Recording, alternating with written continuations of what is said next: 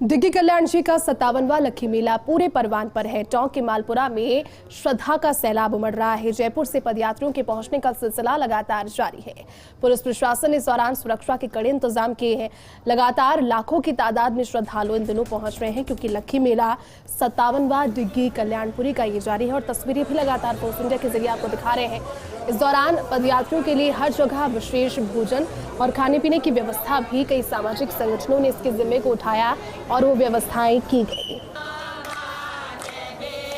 भक्तों में उत्साह है, क्योंकि कोरोना के बाद में एक बार फिर से सरहा के धार्मिक आयोजन शुरू हो पाए हैं। नाचते गाते भक्त डिग्गी कल्याण जी के दर्शनों के लिए पहुंच रहे हैं और न सिर्फ प्रदेश में एक बड़ी आस्था का केंद्र है ये डिग्गी कल्याण धनी का मंदिर, बल्कि देश और विदेश में भी इस मंदिर के खूब गुणगान होते हैं और साथ ही साथ लोग लगातार वहां पर पहुंचते हैं।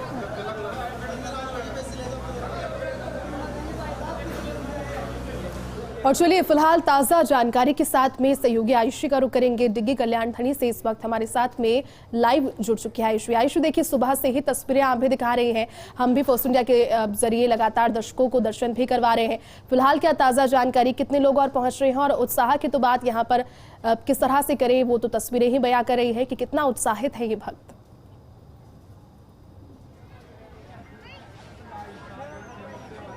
बिल्कुल जयती, एक खूबसूरत सी तस्वीर तो आप तक हम लगातार पहुंचा ही रहे हैं। जो कल्याण धनी है उनके दर्शन भी आप तक करवा ही रहे हैं। तो वहीं अब एक खूबसूरत तस्वीर आप जरा देखिए। यहाँ पर आप देखेंगे कि अलग अलग रंगों में, अलग अलग रंगों के परिधानों में देश के कोने कोने से श्रद्धालु यहाँ पर पहुंचे हैं। श्रद्धा का सैलाब यहाँ पर उमड़ा हुआ है और यही इस मंदिर की खासियत भी है और यही वजह कि इसे लक्खी मेला कहा जाता है, क्योंकि लक्खी मेला मतलब लाखों की संख्या में श्रद्धालु यहाँ पर पहुंचते हैं, भक्त यहाँ पर पहुंचते हैं और कल्याण धनी यानी कि जो सबका कल्याण करते हैं। यही वजह कि श्री कल्याण जी महाराज के दर्शन के लिए दूर दराज के क्षेत्रों से लोग यहाँ पर पहुंचे हैं। बच्चे, युवा, महिलाएं, पुरुष, बुजुर्ग सब बड़े ही उत्साह के साथ यहाँ पर पहुंचे हैं, दर्शन कर रहे हैं। और साथ ही पदयात्रा का जो सिलसिला रहा हमने देखा कि किस तरीके से, तो आज जब शाम को यहाँ पर जयपुर से जो निशान पहुंचेगा कल्याण धनी का, उसके बाद समापन यहाँ पर होगा मेले का।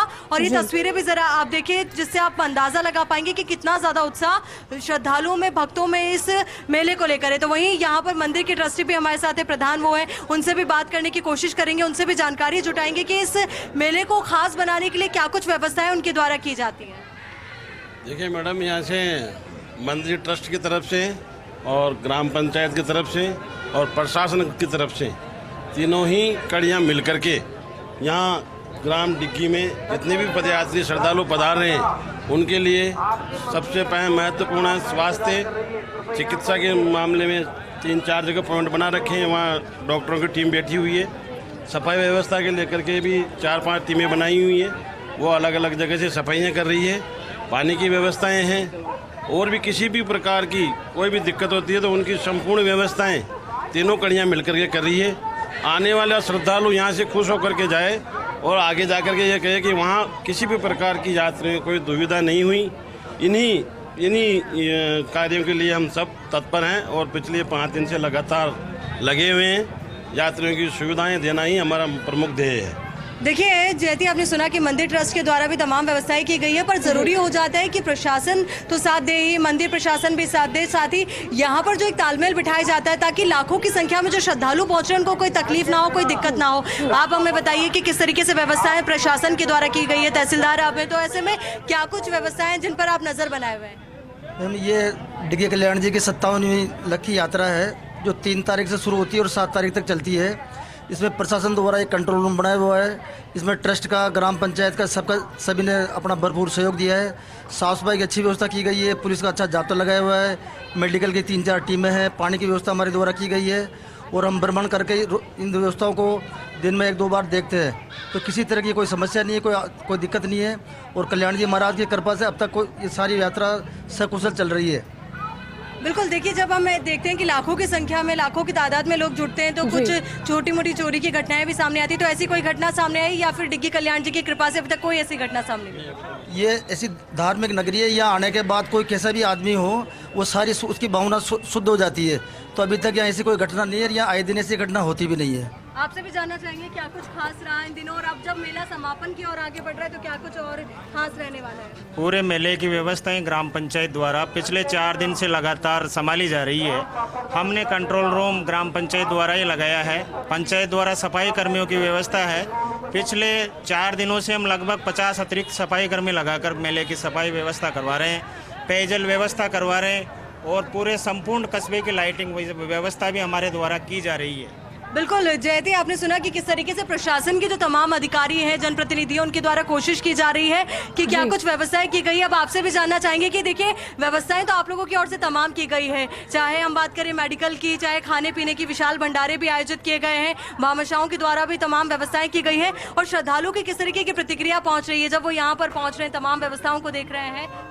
सभी आने वाले श्रद्धालु यहाँ पर बहुत खुश है और हम ग्राम पंचायत की तरफ से अलग अलग जगह सभी को हमारी जो टीम बना रखी है उसको भेजते हैं और श्रद्धालुओं से पूछा जाता है कि आपको क्या समस्या है, तो हमारे को कंट्रोल रूम आके बताते हैं और सबकी जो भी परेशानी है उसको हम हल करते हैं। कंट्रोल रूम में अभी तक ज़्यादा किस तरीके की समस्याएं सामने आई?